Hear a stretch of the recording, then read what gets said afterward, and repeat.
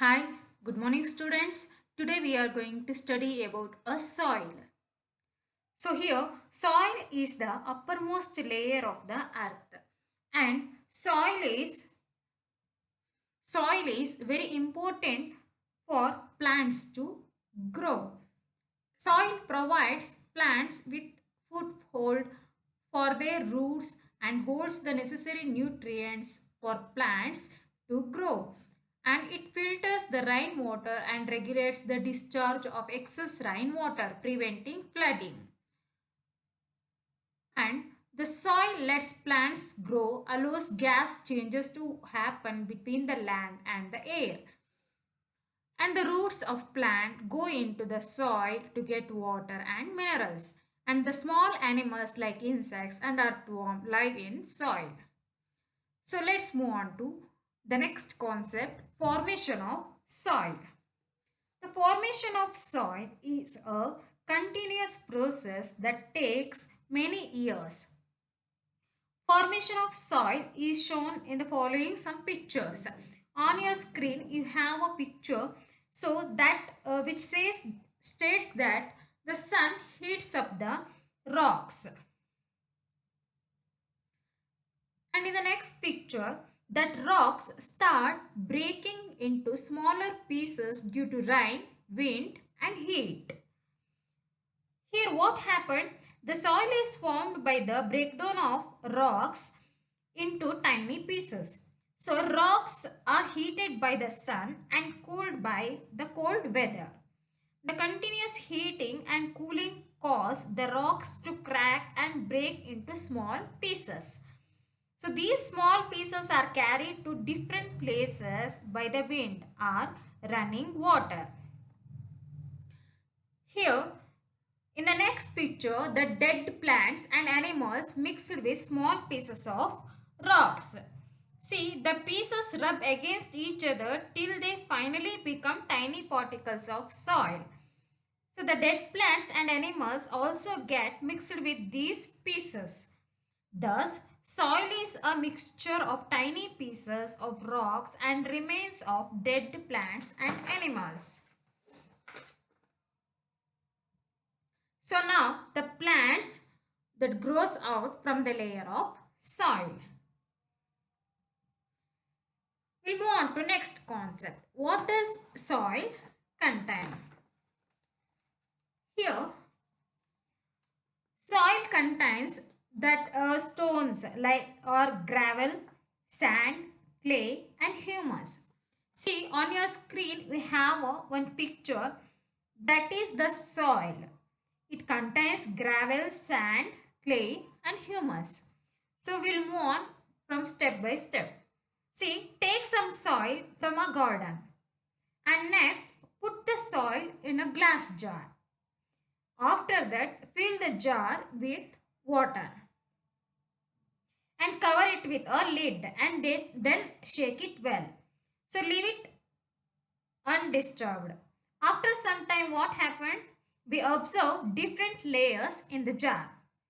So the different layers are at the bottom of the jar we see a layer of small stones. We can call it as gravel. It is a very heaviest layer, so it goes down. And in the above the layer of gravel we have one more layer, that is we find a layer of sand that is containing larger particles. And above the sand, we find another layer that is of clay that contains fine particles. The water above the layer of clay is not clear, but the dead leaves, twigs and remains of dead insects float on the water. So this is dark brown in color and is called as humus. We can call it as humus. So it makes the soil fertile. It makes the soil fertile. So this shows that soil contains stones or gravel, sand, clay and humus. We'll move on to next concept. Soil contains water. See on the screen you have one picture that soil contains water. So we studied what the process is going on. So take some soil in a container, cover it with a lid. Heat the container for some time. After that, open the lid. We can see some drops of water on the lid. So what this shows, it means it shows that soil contains water. So on your figure, you have the process of how the soil contains water.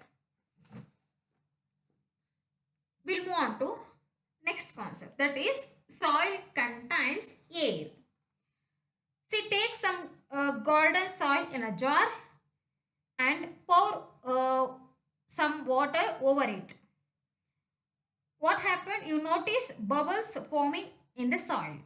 So this happens because the trapped air present in the soil which escape as bubbles. So this shows that soil contains air.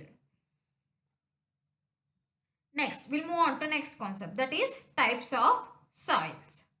See, soil differ in color, particle size and amount of air and water. So there are mainly three types of soils. Those are one of that sandy, clay and loamy. Here we'll move on to clay oil.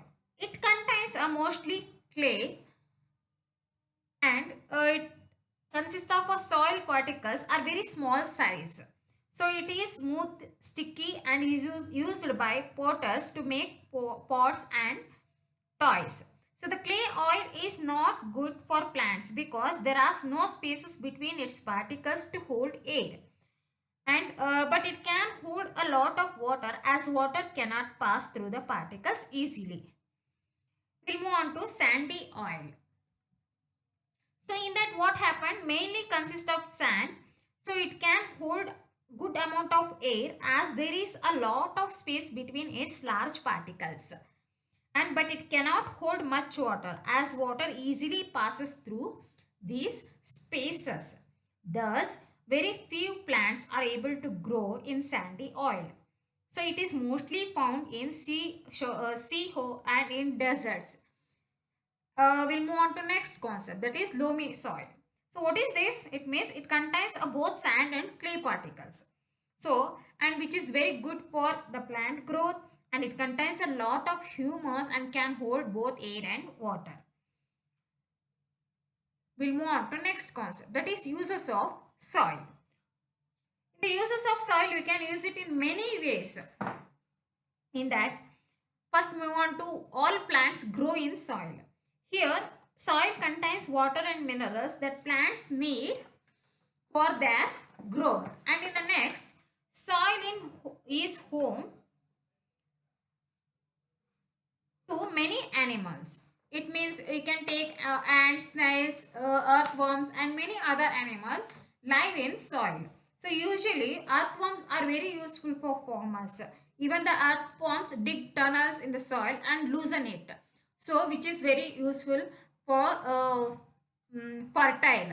So they add humus to the soil and make the soil is fertile. So this soil is good for growing plants. So they are often called farmers' friends. The earthworms usually we can call it as farmers' friend. So this is the total concept of soil chapter. This one ends here.